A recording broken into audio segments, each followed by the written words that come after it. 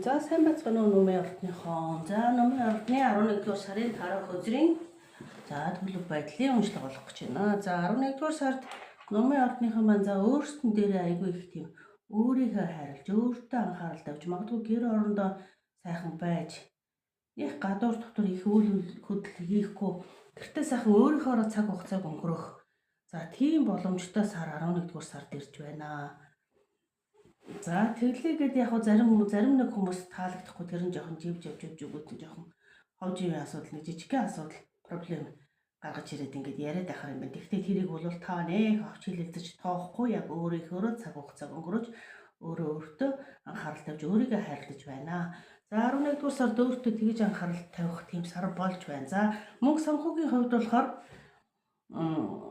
та мөнгө санхүүгийн хувьд одоо нэг таныг одоо юу гэж энэ хор баярт цаг юу гэж эхлээд шууд сануулга гарч иж байгаа. Нэг мөнгө санхүүгийн баланс тэнцвэрээ бариараа гэж байгаа байхгүй юу?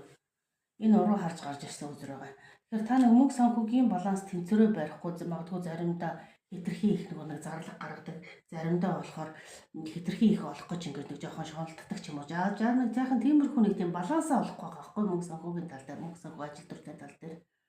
Өөрхөө болохоор айхтар үрчдэг. Тэгээд олохоо болохоор бас жоохон шуналдах гэдэг ч юм уу. За нэг иймэрхүү нэг хэрэгтэй хэрэггүй юмд бас нэг жоохон мөнгө төрөө сулдэл зарцуулдаг байж магадгүй. За тийм хүмүүст жоохон анхаарал ирж байна. Энэ бүгдэнд нь зориулсан гэсэн үг бол бас биш байгаа шүү.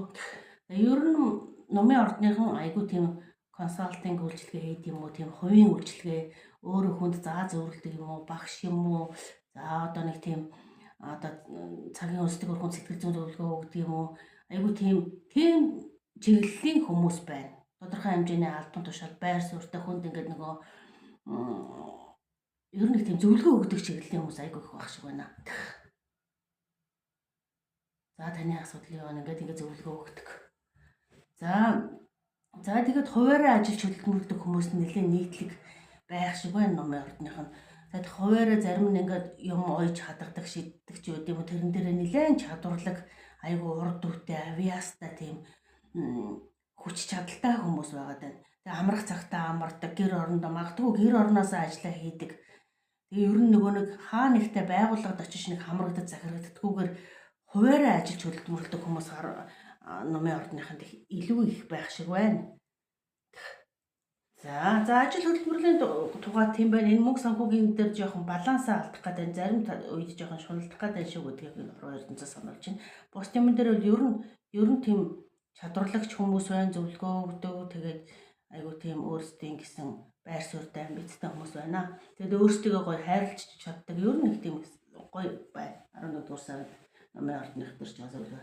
За энэ нь эрүүл мэндийн тал дээр болохоор магадгүй нэг жоохон шингэн юм усыг нэг жоохон угаараа уснаас нэг жоохон хол байгаад байдаг хүмүүс байж магадгүй нэг сайхан савн бассейнд орох юм уу одоо ингээд нэг сайхан биеийн эрүүл мэнд биеийн нийт ингээд нэг цусны урсгал юмыг сайжруулахын тулд ингээд бүх биеэ нэг тийм ингэж тооглох одоо юу гэх юм бүтэн биеэрээ одоо сайхан баананд хэвтдэг ч юм уу тийм юм урмалтай гоё баананд хэвтдэг юм уу. За танд нэг тиймэрхүү юм байхад онцгойлон одоо та тэндээ өвдчихжээ юм байжжээ гэсэн юм бол 11-р сард ерөөсөө байхгүй. Ерөнхийдөө бүтэн биеэ магадгүй арьсны гоо сайхна тийм.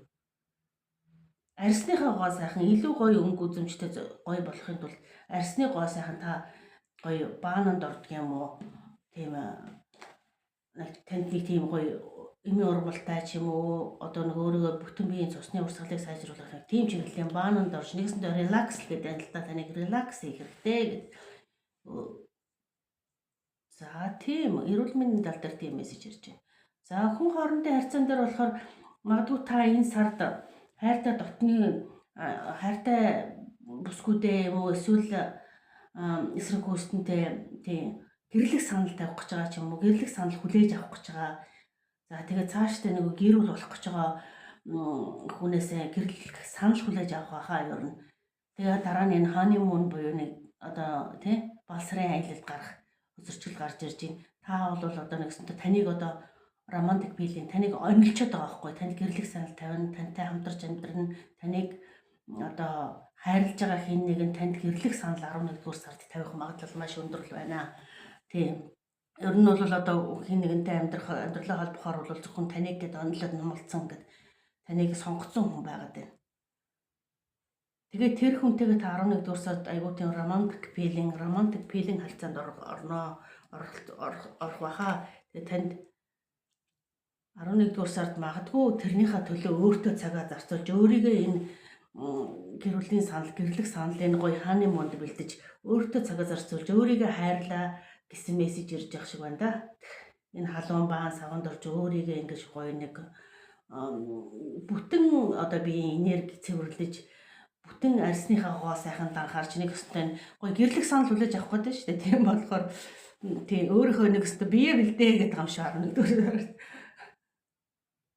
За магадгүй энэ дунд нэг тийм 50 явуулах шаардлагатай та нэг өнгөрсөн цагийн харьцаанаас нэг 50-д явуулчих чадахгүй магадгүй танд шинэ хүн ирж байгааг ингээд хүлээж ингээд нэг авмаар байгаа авахчгал байх ер нь авахар байна. Тэгвэл нэг өнгөрсөн цагт байгаа хэн нэг танд 50 явуулах шаардлага байна. Өнгөрсөн цагийн одоо салсан нөхөр байд юм уу одоо нэг харьцаа холбоогүй болж байгаа найз залуу байд юм уу тэрэн дээр нэг жаахан одоо нэг хүлээлтч юм шиг хүмүүс ч гэдэг. Гэхдээ энэ харьцааг та 50 явуулаад шинээр учралж хин гэрлэх санал таныг онилсон хин нэгэн тантай болсоор тантай ингэж romantic feeling-д орох хин нэгэн шинэ хүн танд угаасаа одоо мэдээж байгаа болоод гэрлэх санал хүлээж авч байгаа бах. Тэгэхдээ танд сэтгэлийн мухардыг 50 явуулж чадахгүй хэн нэгэн байгаад байна. Та энийг 50-д явуулчихвал бүх юм сайхан болох гэдэг байна да. За номын ордныхны маань 11 дугаар сарын төлөв байдал ийм байна. За баярлалаа уншлага сонссонд.